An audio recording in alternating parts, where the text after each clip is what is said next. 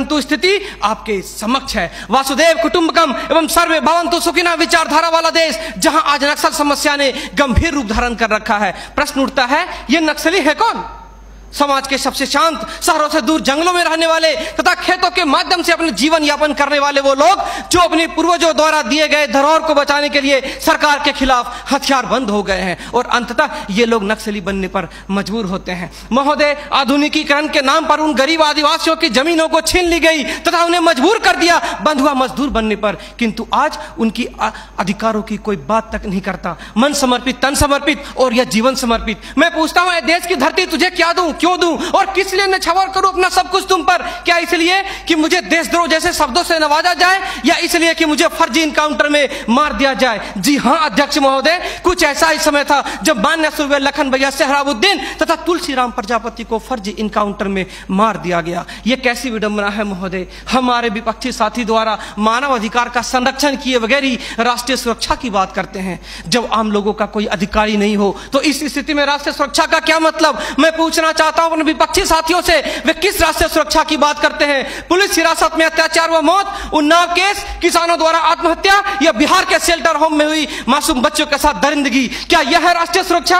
राष्ट्रीय सुरक्षा का अर्थ सिर्फ सीमा की सुरक्षा नहीं बल्कि सीमा के अंदर रह रहे व्यक्तियों की सुरक्षा से भी है। अपने हक को मांगे जाने पर लोगों को नक्सली तथा आतंकवादी करार दिया जाता है तथा यह सुरक्षा देने वाले पुजारी आईपीसी की धारा 124A के तहत गिरफ्तार कर उन्हें देशद्रोह का मुकदमा चलाते हैं, फिर फर्जी इनकाउंटर में भी मार गिराते हैं। जबकि सुनील बत्रा बनाम दिल्ली प्रशासन में माननीय न्यायाधीश ने स्पष्ट किया है कि फर्जी इनकाउंटर हत्या के समान है।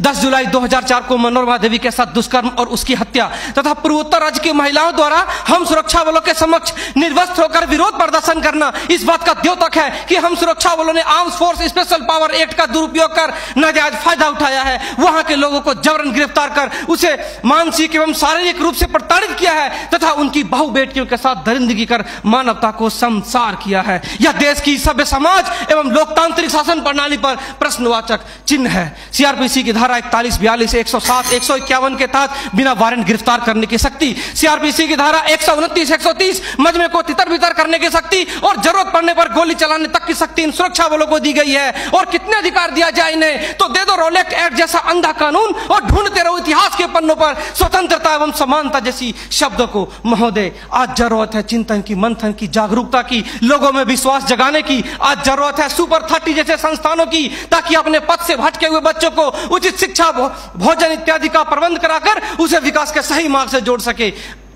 अंत में फैसला माननीय निर्णायक मंडल के पर छोड़ते हुए गुरुदेव रविन्द्रनाथ टैगोर की इन पंक्तियों के साथ मैं अपनी वाणी को विराम देना चाहूंगा कि मैं जीना चाहता हूं इंसानों की फौज के बीच में, मैं जीना चाहता हूं उगते सूरज की किरणों के बीच में, सुंदरता और सुगंध के बीच में। मेरी इच्छा है काश मिल जाए मुझे थोड़ी सी जगह इन जीने वालों के दिलों के बीच में। जय हिंद,